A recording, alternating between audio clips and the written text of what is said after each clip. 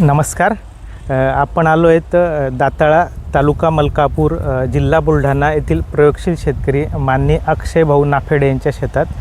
भाऊंनी पपईची लागवड केली आहे आणि त्यांच्या पपईला जिवंत जीवामृताचा प्रयोग केला आहे. जिवंत जीवामृताचा प्रयोग केल्यानंतर भाऊंना काय अनुभव आला आपण भाऊंकडून ऐकून घेऊ. अक्षय भाऊ, काय परिणाम जाणवला तुम्हाला? जिवंत जीवामृत केल्यापासून सर आम्हाला जे झाडाची डेव्हलपमेंट आहे एकदम डेव्हलपमेंट झाली आणि झाड एकदम हिरवेकच बनलं. जे आमचे झाडं अगोदर जसे सुकत होते ते एकदम तरावट झाले, एकदम ताजेतवाने झाले.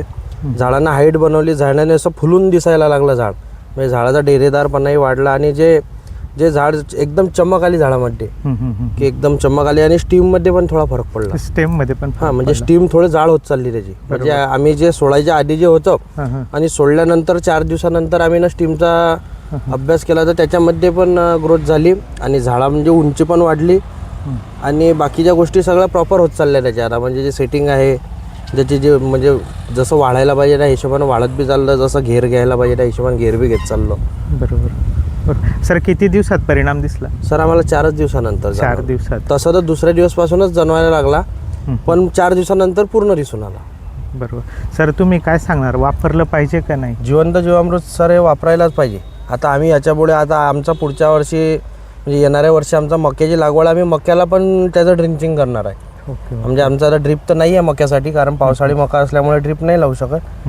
पण आम्ही डायरेक्ट नोझल काढून ड्रिपनं म्हणजे डायरेक्ट शेतात टाकणार आहे. शेतात टाकणार आणि शक्य झालं तर डायरेक्ट स्प्रिंकलरद्वारे पण आमचा विचार आहे की बा स्प्रिंकलरद्वारे जरी केलं तरी पूर्ण शेतात ते पसरू शकते.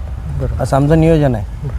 मक्यासाठी आणि पुढे हरभऱ्यासाठी पण आम्हाला ते करायचंच आहे. बरोबर. आता आम्ही म्हणजे दर 8 दिवसात सोडत आहे आम्ही तो. ते रिझल्ट आले त्याच्यानंतर घरचंच गाय शेण वगैरे घरचंच आहे, अंडी बी घरचीच आहे, दूध बी घरचं आहे. त्याच्यामुळे आम्ही दर 8व्या दिवशी ते याच्यापुढे सुरुवात करणार सोडणारच आहे. बरोबर.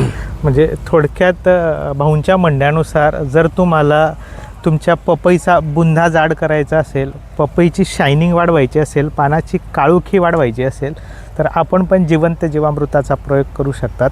4 दिवसात भाऊंना परिणाम दिसले. जमिनीनुसार आपल्यालासुद्धा 4 ते 7 दिवसात परिणाम दिसू शकतील. तरी प्रत्येकाने जिवंत जीवामृतचा प्रयोग करावा. जिवंत जीवामृत हे एका दिवसात तयार होतं आणि विशेष म्हणजे जिवंत जीवामृत वापरल्याने तुम्हाला कुठलाही NPK बॅक्टेरिया, NPK कॉन्सोर्शिया वापरायची गरज नाही. म्हणजे थोडक्यात तुम्हाला तुमच्या शेतातील जीवाणूंचा खर्च कमी करायचा आहे, बॅक्टेरियाचा खर्च कमी करायचा आहे, तर तुम्ही जिवंत जीवामृताचा वापर करू शकता. धन्यवाद.